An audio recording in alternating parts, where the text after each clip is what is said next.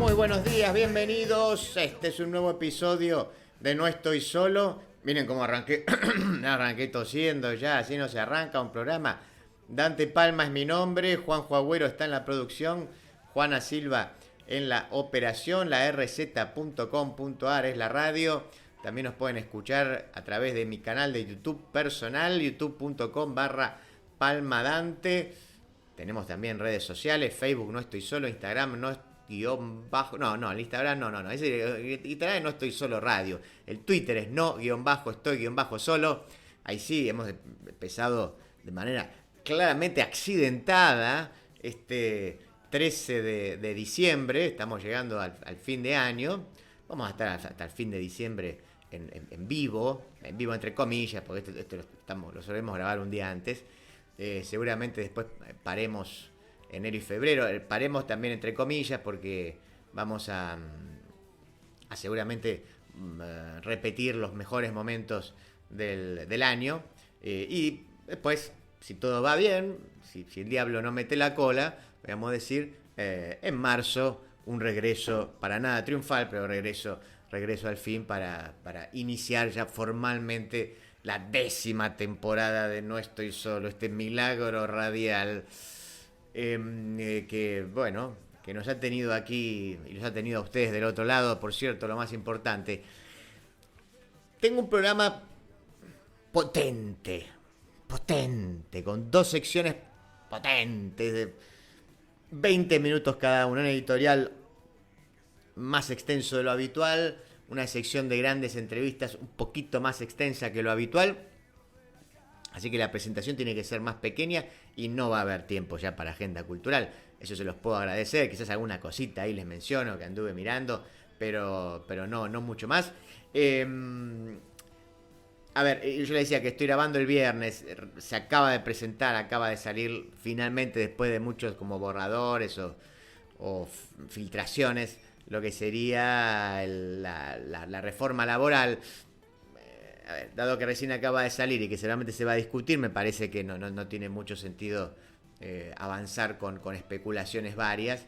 Entonces digo, dejémoslo para la semana que viene. Obviamente, digamos, hay a ver, lo que apareció no ha sido sorprendente, no solo respecto de las filtraciones, sino de lo que uno imaginaba que va a intentar el gobierno. Está claro, nunca lo ocultaron, ¿no? Y bueno, y por supuesto a su vez también tiene que ver con situaciones que son reales, porque uno puede decir, bueno, o caemos en la de siempre. Yo escuché, la verdad que como declaración me pareció tan inoportuna. Creo que era el titular de ATE, Aguiar, que dijo algo así como, vamos a hacer un paro preventivo. Bueno, no, por favor, ¿no? Uno diría, si cualquier asesor de comunicación, diga cualquier cosa, señor, pero por favor no diga esas cosas, porque naturalmente lo que va a lograr es el rechazo de todo el mundo, ¿no?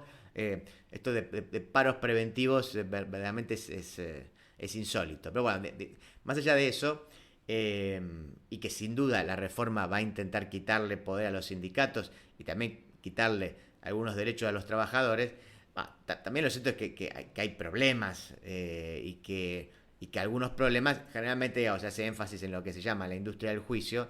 Yo escuché un dato ayer, después se lo comentaba a algunos amigos, digo, que no chequeé. Así que entonces yo digo la fuente y que se haga cargo la fuente. Entonces yo simplemente repito la fuente. Escuché en C5N, ahí a una columnista de economía, que el nivel de litigiosidad laboral alcanzaba el 35%. A mí me parece un número descabellado.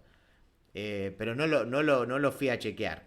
Y siento que me parece un número descabellado. Lo insólito es que en la conversación que tenía en ese 5N decían, bueno, no nos parece mucho. ¿Cómo? No, si llega a ser el 35%, esto es una locura.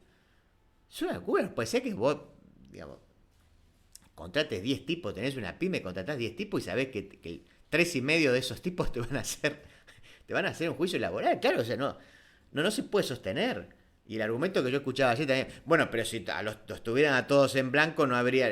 No, primero que sabés que no es así, y después, bueno, por supuesto que también tenés el otro problema, que obviamente las cargas patronales son muy grandes. Yo no estoy defendiendo a los empresarios que son unos reverendos hijos de puta en la mayoría de los casos. Pero en otros casos, y también voy a decir, en otra mayoría, sin duda estoy hablando ahora de las pymes, ha aparecido incluso en las últimas semanas como algunos ejemplos de la justicia laboral que son vergonzosos, ¿no? Un tipo que aparece, no importa, aún si tuviera razón, pero decir, bueno, que pide una indemnización de, no sé, de 200 millones de pesos. Y vos decís, bueno, flaco, se funde. Cualquier empresa se funde, cualquier empresa chica se funde con eso. Y a su vez, entonces, para pagarle a ese tipo, tenga o no tenga razón, a veces incluso en algunos casos ni siquiera tiene razón y es un hijo de puta que se está aprovechando con un abogado que es más hijo de puta y termina cerrando una empresa que termina echando a 9 tipos. Entonces, a ver, ahí también hay un problema. Hay un problema que hay que tratar de resolver eso de la mejor manera posible, a ver, sin afectar demasiado los derechos de los trabajadores, pero a su vez también siendo sensatos y diciendo, bueno, si las condiciones que ponemos son muy hostiles para los empresarios, y bueno, entonces nadie te va a contratar. O te van a contratar en negro, o sea que entonces vas a perder derechos por otro lado. ¿Sí? Esto es que muchas veces se dio en otro tipo de leyes. Y si vos haces una ley donde, vamos a decir, está muy desbalanceada para un lado, y finalmente vas a tener otros problemas cuyas consecuencias van a afectar a aquellos que vos querés privilegiar, digamos, ¿no? Habíamos discutido 1000 veces esto con la ley de alquileres, ¿no? Si vos pones una ley de alquileres que favorece demasiado a los inquilinos, después los propietarios no te ponen los departamentos, con lo cual entonces perjudicas a los inquilinos porque no hay oferta.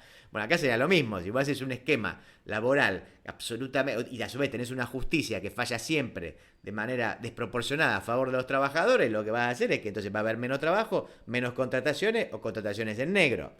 O sea que lo que fomentás es la informalidad, o sea, la desprotección de los trabajadores. Bueno, en el medio, claro, si fuera tan fácil, ¿no? Te lo dice acá un sonso con un micrófono que desde acá parece todo muy fácil. Claro que no es tan simple y que en ese balance, bueno, se gana y se pierde. Están los sindicatos, están los empresarios, están gente buena, está gente mala, gente con buena predisposición, gente que no la tiene, abogados caranchos, abogados buenos, bueno, en fin. Nadie dijo que sea fácil. Pero me parece que, a ver, que está bien que haya una discusión y creo que es sensata la posición de sentarse a negociar y escuchar. Otro caso, primero sentarse a escuchar y después a negociar. Porque así como están las cosas, evidentemente no funciona. Hay un crecimiento de la informalidad, el trabajo, también por supuesto por políticas de este gobierno, está siendo afectado, pero también por situaciones de cómo funciona el trabajo hoy en día, que trascienden este gobierno en particular y sus políticas. Así que bueno, me parece que ahí va a haber mucho para hablar, probablemente durante diciembre, no sé hasta cuándo se van a extender, creo que las extraordinarias, digo, se extienden hasta diciembre, veremos si sale o no sale, y bueno, de eso creo que no hay mucho más para decir. Respecto de la presentación, que le decía, la voy a hacer más corta que de costumbre, entonces va a haber un editorial donde hablamos de política actual, como siempre, o de coyuntura, pero tratando de hacer un enfoque filosófico a partir de un fenómeno que, por lo menos una información que se filtró por ahí, no sé si habrán escuchado, anduvo mucho porque vino a hacer una presentación de un show, un pastor evangélico que se llama Dante Gebel, y que hay distintos sectores de la política y de los sindicatos que lo apoyarían como eventual candidato a presidente en 2027. Quizás no sea más que una movida publicitaria, pero lo cierto es que entonces apareció esta cuestión de, ante la crisis de representatividad, volver a el clásico, ya no es nada nuevo, por cierto, bueno, a ver, el famoso, el outsider, el que viene de afuera, pero el que arrastra gente, ¿no? En este caso, insisto, un pastor evangélico. Pero por otra parte, dentro del peronismo, y también confirmado por buena fuente, algo que está circulando es, por ejemplo, que los candidatos del futuro próximo sean, por ejemplo, algunos streamers. Estoy pensando en los más famosos, o sea, Rosenblatt, Rebord. Bueno, de hecho, en la lista de la ciudad, Federico Mochi, que también participa en diferentes streaming, fue uno de los candidatos que entró, o sea, va a ser legislador de la ciudad. O sea que hay como una movida, especialmente en Capital, donde más se ven estos programas, digamos, Palermo y sus alrededores, si quieren, de estas figuras, que son figuras, vamos a poner entre comillas, populares, más allá de que también todos estos streaming están inflados en cuanto en cuanto al impacto y en cuanto a visualizaciones. Esto lo sabemos, ¿sí? Lo sabemos. De repente se pagan lo que se llama bots para que, 20.000 personas en vivo mirando esto, y un segundo después hay 10.000. De golpe se cayeron exactamente 10.000. pasó? Justo 10.000 personas a la vez se fueron. Bueno, en fin, ese tipo de cosas no importa, pero digo, sin duda son programas que se ven mucho, se viralizan. Todos vemos, o sea, que sea 30 segundos, 1 minuto, 2 minutos de los recortes del día anterior. Digamos, de llevar a estas figuras como candidatos. Figuras que, por cierto, lo voy a decir y lo voy a repetir en el editorial, creo que han sido muy importantes para hacer la autocrítica dentro del espacio peronista progresista. Digo, pienso tanto Rebord como Rosenblatt, mucho más que la dirigencia. Bueno, en fin, vamos a hablar de eso entonces en el editorial, y también les decía, vamos a tener una sección de grandes entrevistas, pero de eso se los voy a contar después de escuchar el audio del municipio de Merlo. En Merlo continuamos haciendo obras que cambian la vida de nuestros vecinos. Pavimentación de la calle Almirante Brown, obra hidráulica Arroyo Granaderos, repavimentación de la avenida San Martín, repavimentación de la calle Zapaleri y muchas otras obras más. Gobierno del pueblo de Merlo. Gustavo Menéndez, intendente. Para esta sección encontré una entrevista a Surkov. Y ustedes dirán, ¿quién es Surkov? Suena ruso, claro, por supuesto. Es ruso. Surkov es el mago del Kremlin, el famoso mago del Kremlin. Digamos, la figura en la cual se basó Giuliano da Empoli para hacer el libro. En el libro no aparece el nombre, pero bueno, después esto fue dicho por el propio autor. Y es una figura como misteriosa. Es el Rasputín, el Maquiavelo, el que está detrás, el que estaba detrás de Putin. Según él mismo casi, el hacedor de Putin. Ahora es una figura en las sombras de hace algunos años. Una entrevista fabulosa porque desde que Rusia invade Ucrania, él no había hablado. Y en marzo da una entrevista para el Express. La busqué por internet y la encontré. Y se las voy a leer enterita porque creo que vale la pena. No solo habla de Rusia, habla de cómo considera, cómo entiende él a Rusia, la figura de Trump, la figura de Occidente, un imperio del norte contra el sur, hasta dónde se extendería Rusia, la idea de la extensión justamente existencial de Rusia. No se la pierdan, no se pierdan a Surkov, que es un tipo muy, muy interesante. No quiero perder más tiempo, escuchamos el audio del municipio de José Cepaz y nos metemos de lleno en el editorial de hoy, ¿no? Rebord, Rosenblatt y Dante Presidente. La ciudad de José Cepaz estuvo presente en el tercer foro de ciudades del aprendizaje de Latinoamérica en México y en un encuentro de alto nivel en República Dominicana, donde fue la única ciudad latinoamericana en participar. José Cepaz, Ciudad del Aprendizaje de UNESCO. Tributo por seguridad e higiene, vencimiento 30 de diciembre. Tributo por conservación de la vía pública, primer vencimiento 12 de diciembre. Segundo vencimiento 25 de diciembre. Pedí tu recibo por WhatsApp al 113-878-9504. Municipalidad de José Cepaz. Intendencia Mario Ishii.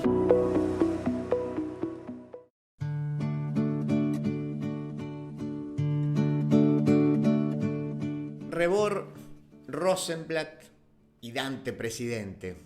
En los últimos días, impulsado desde algunos sectores del sindicalismo y de la política también, comenzó a circular la posibilidad de que el pastor evangélico Dante Gebel, calculo que ustedes lo habrán visto, que él sea candidato a presidente en 2027.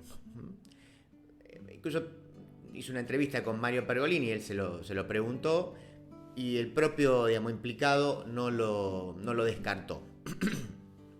De modo que, en todo caso, bueno, a ver, cabría prestarle alguna atención, puesto que, bueno, sin duda, posee seguidores, eventuales importantes aportantes económicos extranjeros, sin duda, también extranjeros, y, un discurso pretendidamente ecuménico alrededor de la espiritualidad, tal como mandan los tiempos, ¿no?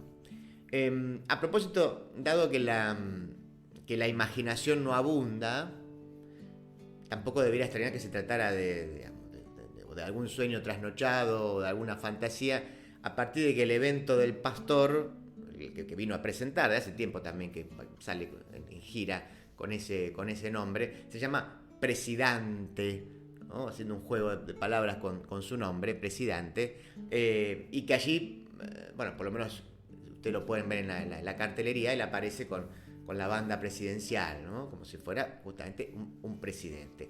Bueno, en todo caso, el tiempo dirá, parece prematuro. Pero también hace algún tiempo circuló Y la verdad que casi podría decir que gracias a alguna fuente confiable puedo decir que efectivamente es así. Y de hecho, bueno, hay algunos datos que lo confirman también incluso. El peronismo de la ciudad, de la mano de Juan Manuel Olmos, su histórico armador, está detrás de una suerte de, no sé, vamos a ponerle un nombre, así como un proyecto streaming, un proyecto streamer, ¿querés?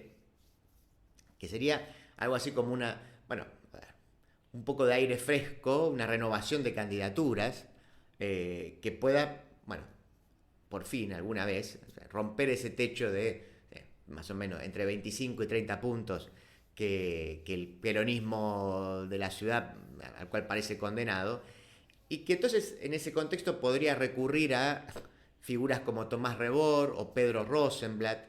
De hecho, bueno, en las listas ya fueron incluidos algunos como streamers, ¿no? El Federico Mochi en la ciudad. Bueno, así que ya ha habido algunos casos, pero en este caso bueno, serían como figuras más importantes, ¿no? Como los líderes, si quieren, del streaming. Iba a decir Nakam Pop, bueno, ya no sé ni cómo llamarlo, pero bueno, del espacio, a ver, de ese espacio. Recuerden que en el caso de Rosenblatt, él ya había pretendido un salto a la política, de la mano con Ofelia Fernández, y respecto a Rebord, yo esto no sé, no lo conozco personalmente, tampoco me interesa demasiado, pero digo, a ver, pareciera, por lo menos desde afuera, que uno lo ve, como está resolviendo como un dilema interno entre una vida como artista y un salto a la política, cosas que no son incompatibles, quizás le interesa hacer las dos cosas, pero bueno, pareciera que todavía está como más fuerte su beta artística, teatros, etcétera, ¿no? En este caso, o vamos, en ambos casos, digo, son muchachos jóvenes de 30 y pico, exitosos en sus respectivos proyectos. Y esto va por mi cuenta, creo yo que han hecho mucho más por instalar discusiones autocríticas al interior del peronismo-progresismo que la dirigencia política que ahora pretende sumarlos a sus filas. Así que me parece que ahí tienen un mérito importante ambos. Por supuesto que comparar a Goebbels con Rebord y Rosenblatt creo que sería injusto para los tres.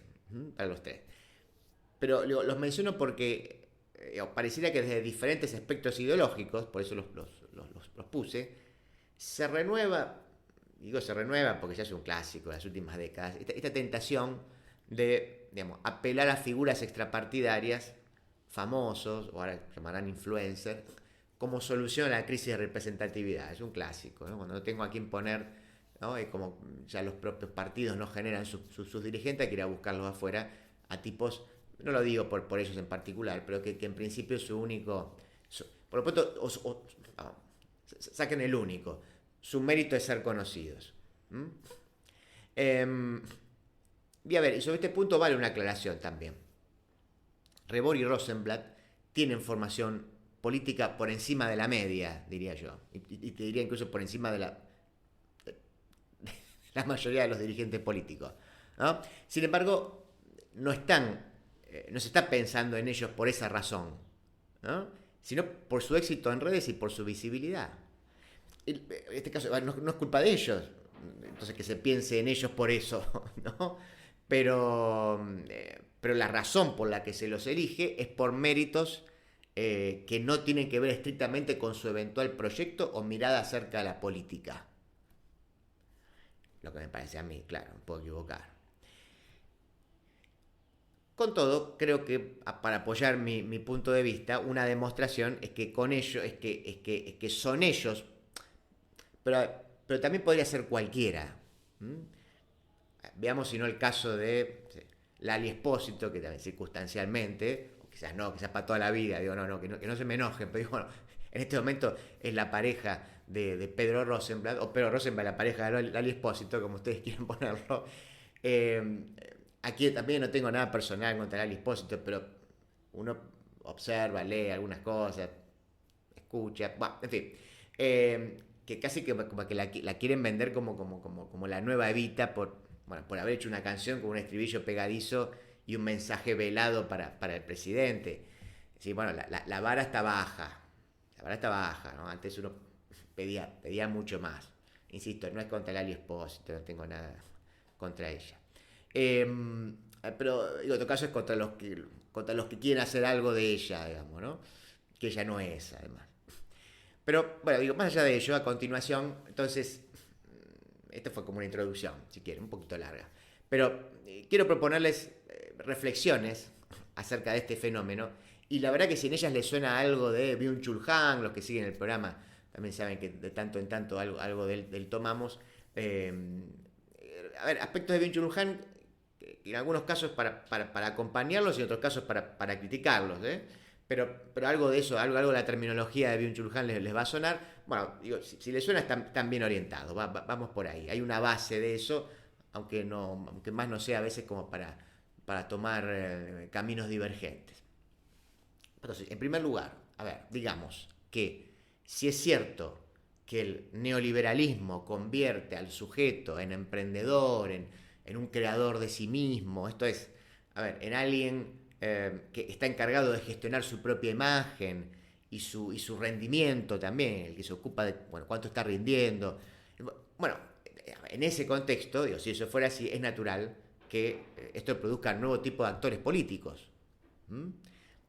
Se los digo en otras palabras. El político deja de ser un representante de una parte, digamos, de una parte del electorado, para devenir un autogestor, un emprendedor de la política.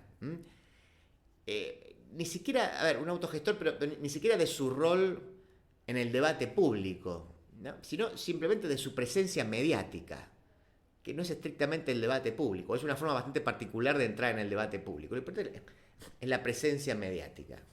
O sea, es lo que tan de moda. Es un político performático, está haciendo su performance, ¿no? Que está más preocupado entonces por el recorte viral de sus alocuciones que por otra cosa. A ver, tampoco, nada personal, pero me vino a la cabeza, no sé, Julia Estrada, capaz que lo vieron, no sé, en una foto pidiéndole a su fotógrafo oficial, ¿no? Porque una foto genial, fabulosa. Si tú tuviera una foto así, yo la pondría en mi mesita de luz, donde está así señalando con el dedo a un policía, ¿no? Con cara de valiente, como que le está diciendo algo en una manifestación, ¿no? Es una performance, ¿no? Y con el único sentido de que eso sea viralizado, ¿no? Bueno, aquí miren la diputada acá disputando contra el poder, insisto, nada personal, no. Podría ser cualquier otro y diría que casi de todos los otros debe haber fotos similares, pero no, me acordé de esa, justo. Es un poco... es una foto bastante particular, no hacía falta tanto, nadie les pide tanto. Ahora bien, si el político devino un producto, el votante se transforma entonces en un consumidor, con mis derechitos económicos de consumidor y no con derechos de ciudadano. O sea, se transforma así en un usuario de la política, como quien consume un servicio, es decir, o sea, como quien puede entrar y salir, o sea, suscribirse y darse de baja.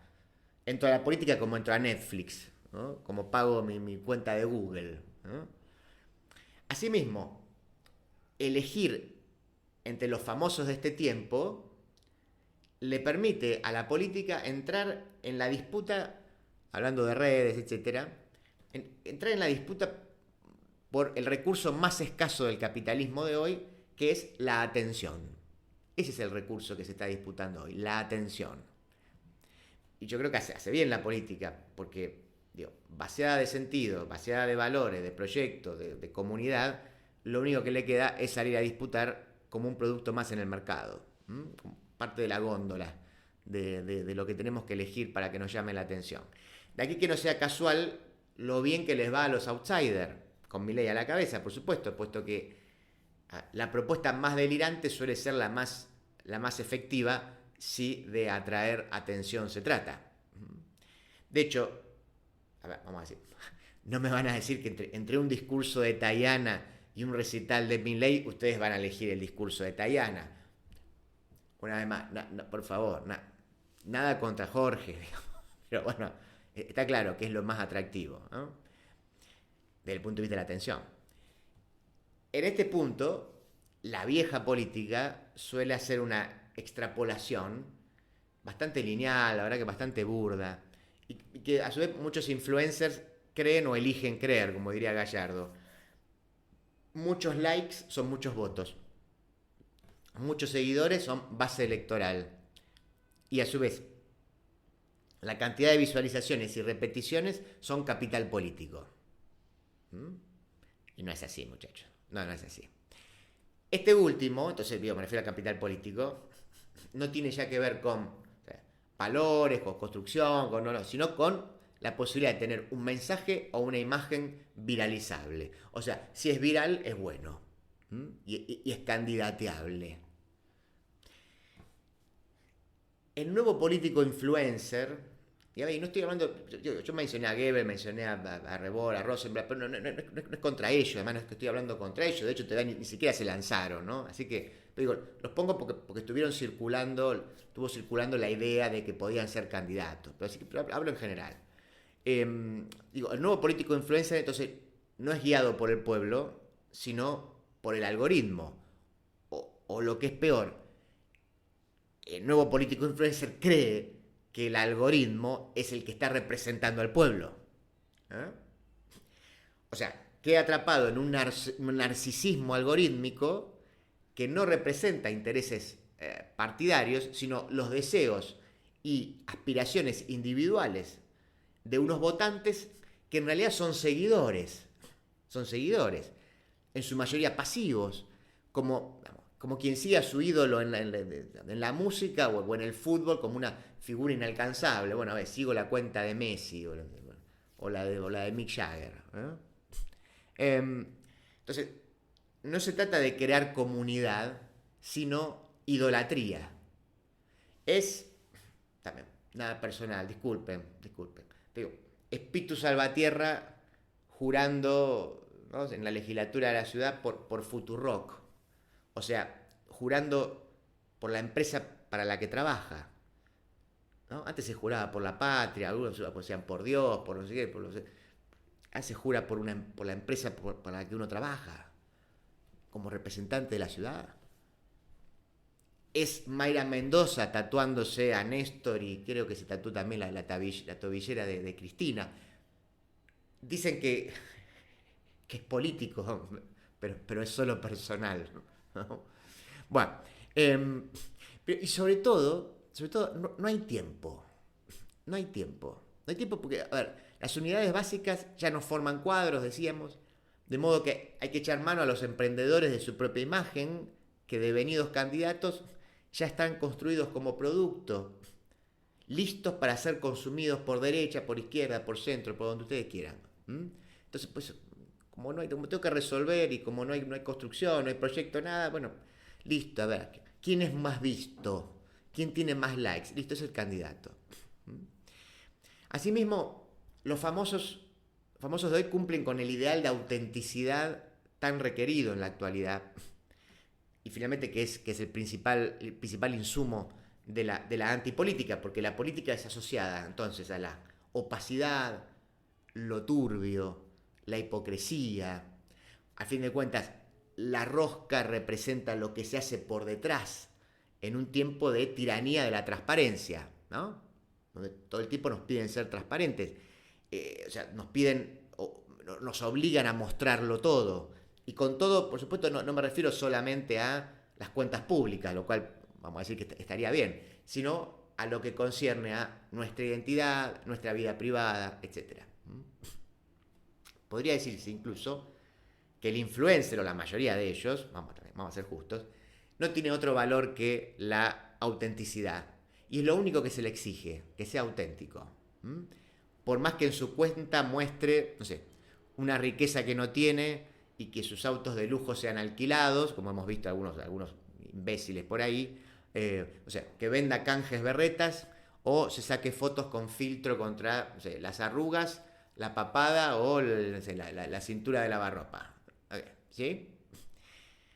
En todo caso, vamos a decirlo así, aun cuando sea artificial y o pelotuda o pelotudo, lo que importa es que sea auténticamente artificial y o pelotuda y pelotudo. Eso es lo que importa. Y eso es lo que genera identificación. Y esa conexión es central en la política. El famoso genera, además, dos sentimientos contrapuestos. A su vez, pero que coexisten con efectividad, incluso yo diría con efectividad similar. Por un lado, su positividad pre o post-política lo lleva como a sobrevolar los conflictos. O sea, estar por encima de ellos y con ellos fantasear con ser el candidato de todos, capaz de unir. Digamos, el caso de Goebbels, ahí está claro, ¿no? En ese sentido. O sea, el pastor evangelista que no es de izquierdas ni de derechas y es capaz de juntar a todas las partes en esa fantasía del pueblo unido en pos de vaya a saber qué cosa. Eso es Goebbels. Pero yo decía que había como dos elementos que coexistían, porque por otra parte, es cierto que en los últimos años el famoso, aun cuando no intervenga en política, genera una división. O sea, todos tienen sus likes, sus seguidores, pero también tienen sus haters, sus odiadores. En este sentido, el famoso influencer reproduce lo que parece haberse instalado en el mundo, o sea, una polarización y sobre todo una polarización constante sobre toda temática. O sea, todo es opinable, pero además sobre todo hay que opinar y el debate público se transformó en un debate del minuto a minuto como un muro de Facebook o un chat de YouTube, como ustedes ven, donde se reparten likes y odios por doquier. Sin embargo, a no confundirse, la negatividad de los odios es funcional también a la necesidad de circulación y viralización de la que hablábamos antes. O sea, lo que importa es que atraiga la atención y lo que genera odio atrae mucho más que el amor, ¿no? En todo caso, uno de los problemas que se plantea es lo que sucede cuando el influencer pasa a ocupar un cargo de responsabilidad. Y aquí, obviamente, eximo a los tres mencionados, por ninguno de ellos, digamos, dio el salto formal todavía. Es que, a ver, no se puede gobernar bajo la lógica de los likes y la dopamina, como lo hacen muchos de nuestros actuales dirigentes que testean sus iniciativas en Twitter y estudian guiones para que el asesor pagado con nuestros impuestos haga el recorte viral de 30 segundos y nuestro candidato aparezca ahí siempre diciéndole la cosa precisa y ganándole la discusión al malo, ¿no? Asimismo, esto se vio claramente en la insólita discusión acerca de si la cuenta de Twitter le pertenece a Javier Milei ciudadano o a Javier Milei presidente, la confusión entre lo público y lo privado está a la orden del día. O sea, no hay mediación, no hay investidura, no hay institucionalidad, todo está afuera y todo está igualado en la horizontalidad de la red. Para finalizar, y no hacerlo tan largo, digamos que si la política del futuro va a ser la política que reproduzca la lógica de los influencers y el único valor será cuán conocido es el sujeto en cuestión, no debería llamar la atención que la política se reduzca a la autenticidad del yo que gobierna por sobre cualquier proyecto político, ¿no? O sea, en Milei esto es claro. El gobierno de Milei es Milei. El mileísmo es Milei. Allí no hay proyecto, o en todo caso, más que proyecto, yo diría, hay una misión personal en clave muchas veces de delirio místico que empieza y termina en Milei. Y no debería sorprendernos porque no es el único, simplemente sobresale porque es el que llegó, pero no es el único. Delirantes místicos hay en todas las fuerzas, ¿eh? Así que, a ver, visible, autoconstituido, performático, expuesto, auténtico, preocupado por la atención antes que por la deliberación. El candidato influencer, aun cuando pueda tener buenas intenciones e incluso una sólida formación, queda preso de una lógica que lo excede y que, desde mi punto de vista al menos, lo aleja indefectiblemente de cualquier proyecto político colectivo. El municipio construye nuevos clubes en la ciudad, complejos deportivos con salones, vestuarios y canchas. Ya construimos en Cambaceres, Defensores de Punta Lara, Progreso, Gutiérrez y Nacional Evita y estamos terminando el Club Belgrano. Más inclusión en los barrios con la presencia del Estado. Municipalidad de Ensenada. Gestión Mario Seco. De la tierra del buen vino nace Finca El Recuerdo. Una propuesta elegante, semidulce y amable, con la identidad del Malbec argentino. Finca El Recuerdo. Desde Mendoza, dándole identidad a tu mesa. Granja, las delicias de Marta. Pollos, patos, conejos, pavitas, pollos grandes criados a maíz. Todos realmente de granja. Encontranos en Rivadavia 8351, puesto 85, Mercado Vélez Arfiel. Pedidos al 4671-7079. Ahora también aceptamos tarjetas de crédito. Lo de Lalo, asador criollo, carne de gran calidad, en un espacio cálido y acogedor. Reservas al 4701-5993, www.lodelalo.com.ar, Avenida Congreso 2011, esquina O'Higgins. Buenos Aires, todo conectado. Ahora moverte en la ciudad de Buenos Aires es mucho más simple. En el subte y en los colectivos podés pagar con tu celular, con QR, con tarjetas de débito y crédito. Sin vueltas, sin perder tiempo, siempre conectado. Conoce más en buenosaires.gov.ar/movilidad. Buenos Aires Ciudad. Berazategui celebra sin pirotecnia. Está prohibido su uso y comercialización. En caso de urgencia y para denunciar la venta ilegal, podés llamar todos los días durante las 24 horas al 0800-999-2525 o 0247. Hagamos que estas fiestas sean felices para todos. Más info en berazategui.gov.ar. Berazategui, corazón de zona sur. Berazategui Municipalidad. No estoy solo, con Dante Palma. Especialista en hacer programas de radio con y sin dinero. Mientras líderes, intelectuales y artistas transformaban el mundo, alguien les preguntó ¿por qué lo hacían? En No Estoy Solo, presentamos grandes entrevistas. Gandhi, Marx, Kennedy, Dalí y muchos más, dialogando con un periodista, para que nosotros podamos dialogar con la historia.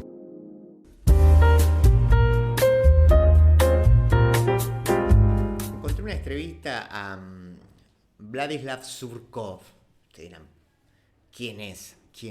Bueno, es ni más ni menos que el conocido como el mago del Kremlin, a partir de la famosa novela de Giuliano da Empoli, que ustedes saben se basó, obviamente no aparece con el nombre propio en la novela, pero después reconocido por el propio autor, está basada en en el que podríamos denominar como para darle un título periodístico, probablemente falso, claro, pero el arquitecto de Putin, digamos, como la cabeza, el asesor que estuvo detrás de Putin y que de repente hace un par de años misteriosamente fue alejado, desapareció entre comillas, ¿no?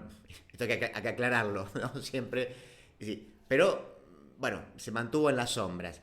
Hace unos meses, en marzo, estoy chequeando acá, sí, el 19 de marzo de 2025, el Express publica una entrevista después de mucho tiempo. De hecho, desde que comenzó la guerra con Ucrania, Surkov no habló más, hasta este momento.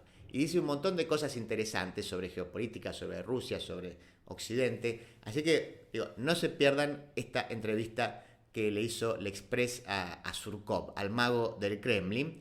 Tiene una bajada, yo les voy a leer acá, entera se las leo, porque está más o menos accesible a los tiempos de la radio.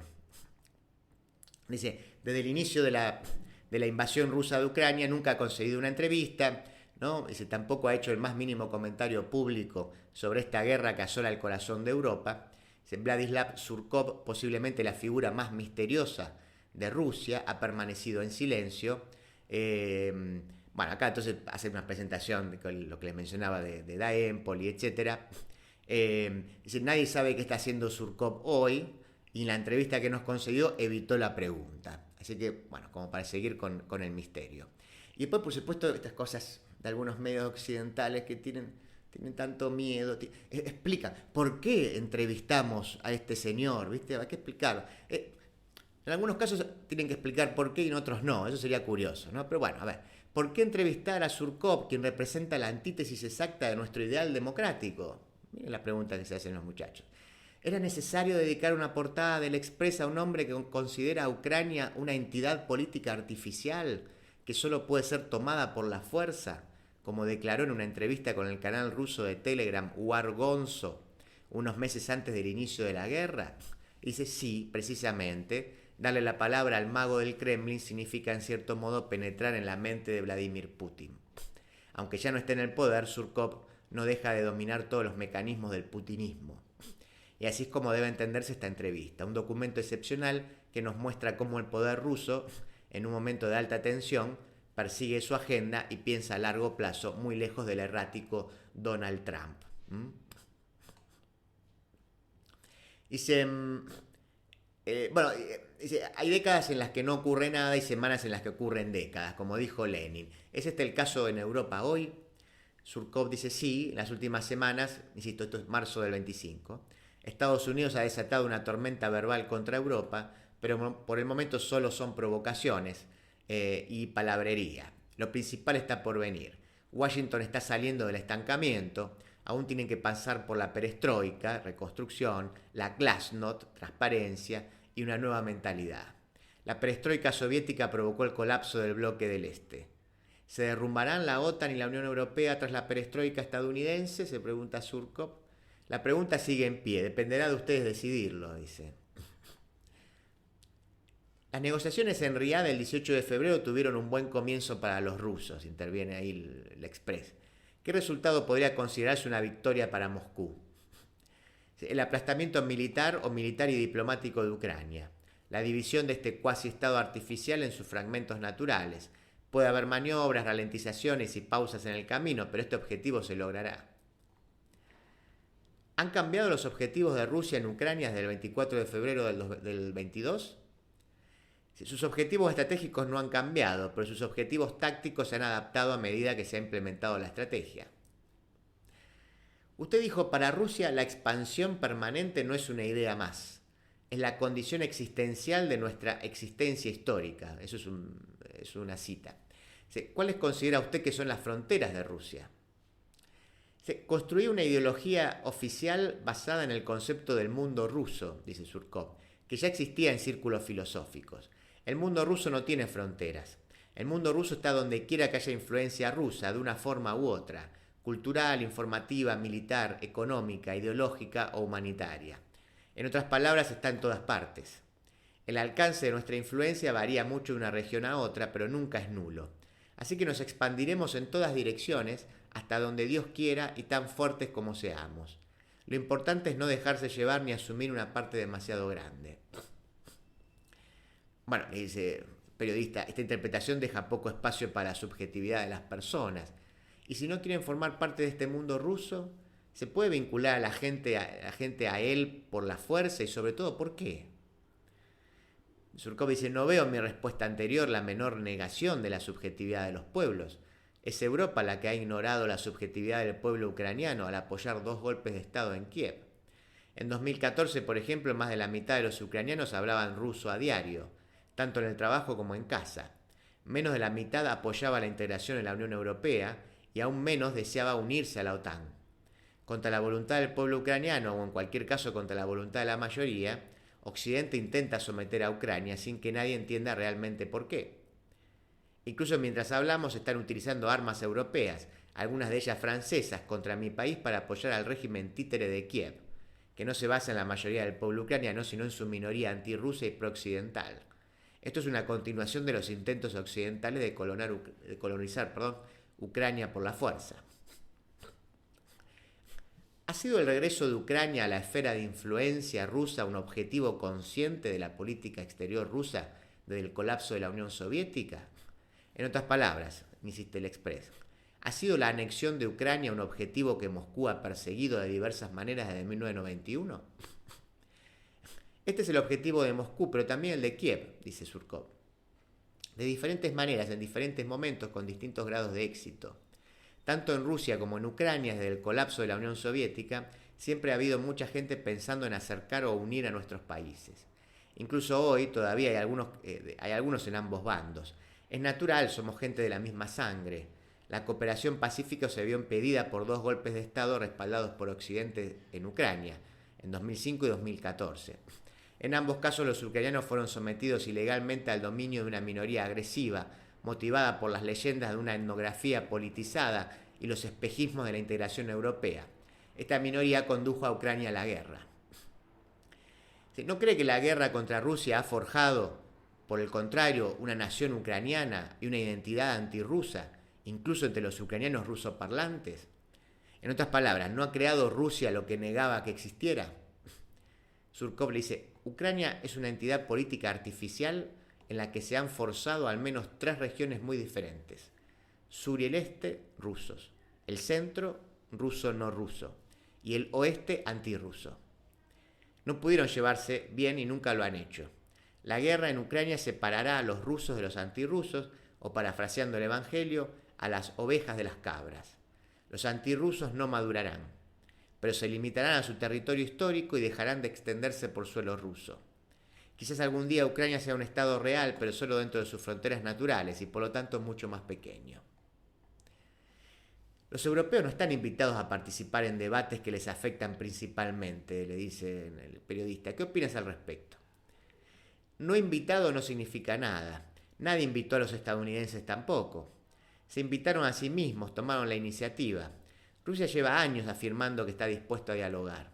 Europa podría haber respondido en cualquier momento y haber iniciado el diálogo. No lo hizo, otros sí. Dicho esto, todos saben que una solución duradera al conflicto es imposible sin la participación de la Unión Europea. Una división equilibrada de Ucrania deberá incluir una parte para Bruselas. El Express le dice, bueno, parece tener una mala opinión de la Unión Europea, pero a menudo habla de ella como un espacio coherente. ¿Qué forma cree que debería adoptar la Europa política? Bueno, dice, la Unión Europea se fundó en 1992, inmediatamente después del colapso de la Unión Soviética. Su unión se construyó sobre las ruinas de la nuestra. Esto ha afectado gravemente a sus políticas. La Unión Europea comenzó a expandirse de forma frenética e incluso diría imprudente. Ha engordado indeseablemente, ha priorizado la cantidad sobre la calidad. El resultado es una estructura de gobernanza obesa, excesivamente colegiada y que solo produce medidas a medias.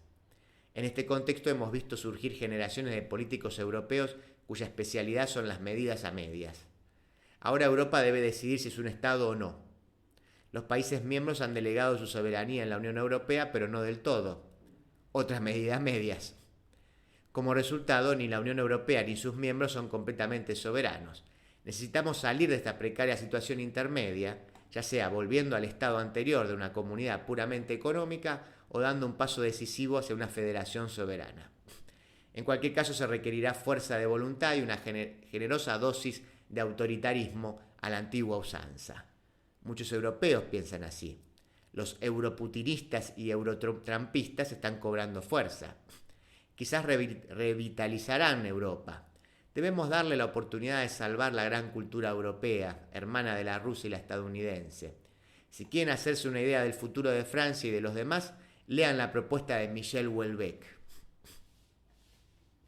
Ahí interviene el periodista y dice, bueno, nuestra victoria en Ucrania nos cambiará a nosotros y a Occidente. Toma una cita, ¿no?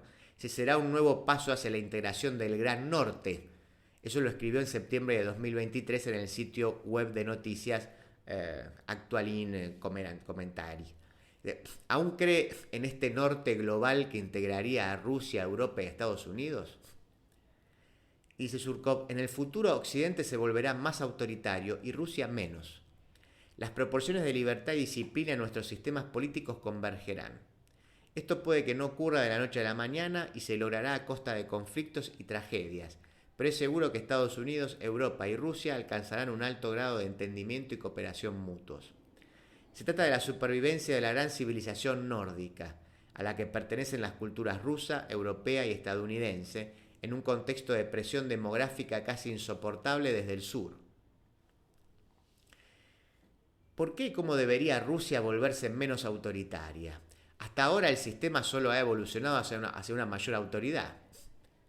Bueno, dice Surkov, el primer objetivo, la estabilización de la situación política interna de Rusia, se logró durante la década de 2000.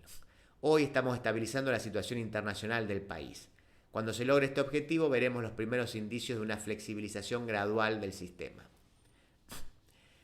¿Podría la elección de Donald Trump y el ascenso de los partidos nacionalistas en Europa significar el fin de lo que usted llama la soledad geopolítica en Rusia? Surkov indica la soledad geopolítica es una constante en la autopercepción de nuestra nación. En pocas palabras, es la idea de que solo podemos confiar en nosotros mismos y que por lo tanto debemos armarnos de paciencia, pan y armas. La llegada de Trump al poder no cambia nada. No se trata de las relaciones internacionales contemporáneas, sino de nuestra conciencia e inconsciente nacional. ¿Y qué papel desempeñaría China y la alianza ruso-china en este proyecto de norte global? Bueno, dice, la base de la doctrina geopolítica china es la diversidad, la coexistencia y la cooperación entre diferentes civilizaciones. Este es un modelo muy bien concebido y atractivo para el orden mundial. La gran civilización china coexistirá y cooperará con la gran civilización nórdica. La alianza entre China y Rusia forma parte de esta colaboración intercivilizatoria. Usted inventó el putinismo, le dice el Express. ¿Lo ha adaptado Trump a Estados Unidos? Cuando Trump fue elegido por primera vez, varios medios estadounidenses muy importantes publicaron artículos que afirmaban que sus equipos habían utilizado mis métodos de propaganda y algunas de mis ideas políticas. No sé si esto es cierto, una verdad a medias o una posverdad. En aquel momento el presidente de Estados Unidos declaró públicamente, dice, y lo cito, el futuro no pertenece a los globalistas sino a los patriotas. Otra cita, dice, el mundo libre debe abrazar sus raíces nacionales que son irreemplazables. Si quieres democracia, aférrate a tu soberanía. En resumen, estos son los principios de la democracia soberana tal como los formulé a principios de la década de 2000 y que se han convertido en la base conceptual del putinismo. ¿Casualidad? ¿Quién sabe? Sea como sea, está claro que ideológicamente Trump está más cerca de Putin que de Macron. Esto dice Surkov. ¿Está usted de acuerdo con el primer ministro húngaro Viktor Orbán en que la democracia liberal está obsoleta? Surkov dice, respecto a las particularidades culturales de todas las personas, respeto, dice, las particularidades culturales de todas las personas, incluso cuando me parecen incongruentes.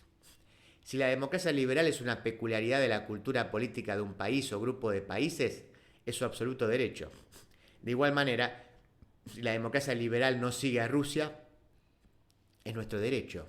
El liberalismo y la democracia liberal no están obsoletos. Lo que le sucede actualmente es simplemente una crisis. No están muriendo, pero la idea de que son universales e intrínsecamente superiores a otro sistema es así que ha muerto.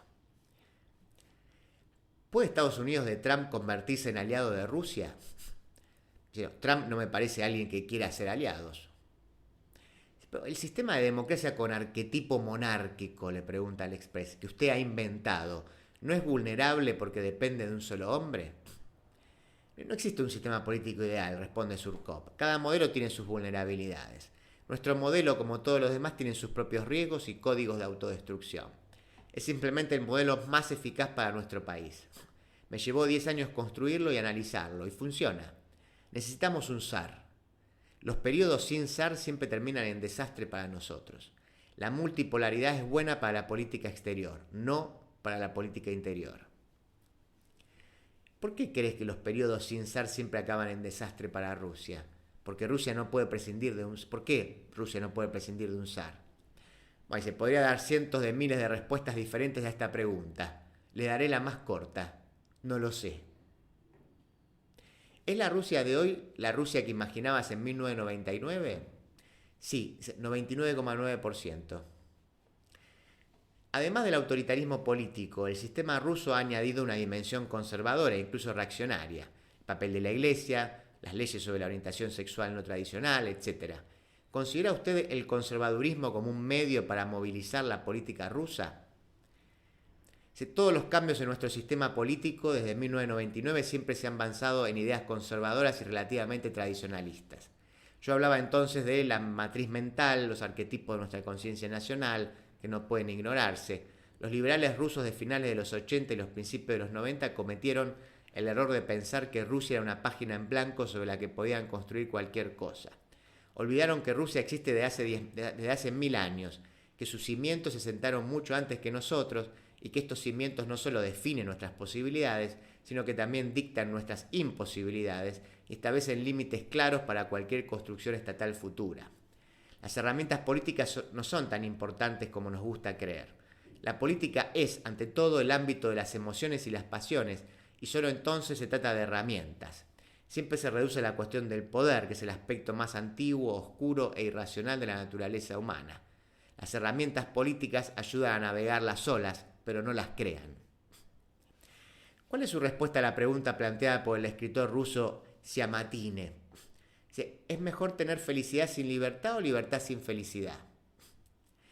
Plantear la pregunta en estos términos no me deja otra opción, dice Surkov. Jean-Paul Sartre dijo: el hombre está condenado a ser libre. ¡Condenado! Así que elijo la libertad, con o sin felicidad. ¿Pero qué libertad puede existir sin libertad política?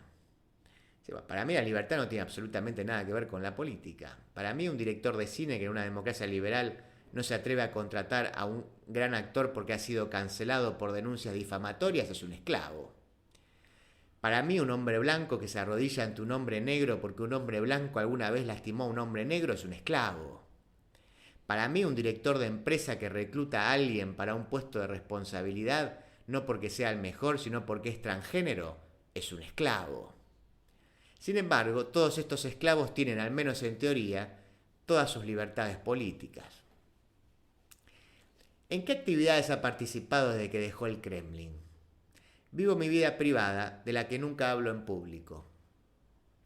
¿Significa esto que la fase activa de su actividad política ha terminado? ¿Has creado todo lo que querías crear?, le pregunta. Y con esto termina Surkov. Dice: como dije, el sistema que ayudé a crear es en un 99,9% lo que imaginé. Todavía no sé cómo gestionar el 0,1 restante. ¿Se trata de una ligera variación del plan sin importancia o de un descuido importante, un error mío? Dice Surkov: lo voy a pensar. Así termina apasionante entrevista con un apasionante personaje y misterioso personaje, Vladislav Surkov, el mago del Kremlin, el hacedor de Putin. Lo de Lalo, asador criollo, carne de gran calidad, en un espacio cálido y acogedor. Reservas al 4701-5993, www.lodelalo.com.ar, Avenida Congreso 2011, esquina O'Higgins. Toma yerba mate Titraijú. La yerba generosa, elaborada en barbacoa, 100% natural, libre de agrotóxicos y apta para celíacos. Además, tomando yerba mate Titraijú, ayudas a las familias yerbateras de Oberá, aportando al logro de la soberanía alimentaria. Hace tu pedido a los teléfonos 15 64 51 68 69 y 011 2007 86 88. La ciudad de José Cepaz estuvo presente en el tercer foro de ciudades del aprendizaje de Latinoamérica en México y en un encuentro de alto nivel en República Dominicana, donde fue la única ciudad latinoamericana en participar. José Cepaz, ciudad del aprendizaje de UNESCO. Tributo por seguridad e higiene, vencimiento 30 de diciembre. Tributo por conservación de la vía pública, primer vencimiento 12 de diciembre. Segundo vencimiento 25 de diciembre. Pedí tu recibo por WhatsApp al 113-878-9504. Municipalidad de José Cepaz. Intendencia Mario Ishii. Buenos Aires, todo conectado. Ahora moverte en la ciudad de Buenos Aires es mucho más simple. En el subte y en los colectivos podés pagar con tu celular, con QR, con tarjetas de débito y crédito. Sin vueltas, sin perder tiempo, siempre conectado. Conoce más en buenosaires.gov.ar/movilidad. Buenos Aires Ciudad. De la tierra del buen vino nace Finca El Recuerdo. Una propuesta elegante, semidulce y amable, con la identidad del Malbec argentino. Finca El Recuerdo. Desde Mendoza, dándole identidad a tu mesa. Y ahora sí, entonces llegamos al final de este programa. Les decía que no iba a tener mucho tiempo, simplemente recordarles que pueden volver a escuchar esta emisión en mi canal personal, youtube.com/palmadante. Ahí también van a encontrar los archivos de los últimos, por lo menos 2 años. Ahí, a su vez, en otras plataformas como iVoox o no, en Spotify ya no. En iVoox van a encontrar incluso programas de hace 4, 5, 6 años, sin duda también con las diferentes secciones. Pero bueno, para los últimos 2 años, ingresen directamente en mi canal. Ahí se pueden suscribir gratuitamente. Hemos llegado esta semana a 2.000 suscriptores, finalmente. Pero tenemos que ser muchos más, así que los invito a suscribirse si no lo hicieron. Y si te ponen ahí, aprietan el botón de suscripción, tocan la campanita que les va a avisar entonces cada vez que subimos algún video. nuevo. Parte de esos videos son las emisiones del programa y después hay siempre algún material nuevo.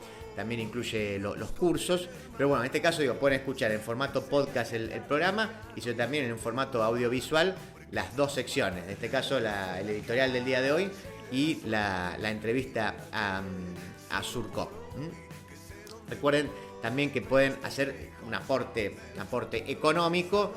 Fíjense que debajo de cada video, que hay unos más de 300, van a encontrar un link, por ejemplo, para hacer un pago único. No sé, quieren poner 5.000 pesos, pueden hacerlo y ya está, de una sola vez. Y listo. O también pueden hacer suscripciones mensuales desde 2.000 pesos, las cuales se pueden borrar cuando quieran, no es que quedan atados de por vida a mí. No. Así que eso, hay mucha gente que lo hace así. En las suscripciones más altas, las de 5.000 y 10.000 pesos, incluyen contenido exclusivo, acceso a los cursos. A propósito de eso, recuerden también que hay 4 cursos disponibles, el último sobre Maquiavelo, Platón y Giuliano da Empoli, pero después también está el de redes sociales y Borges, el de Orwell o el de la nueva derecha de Milei.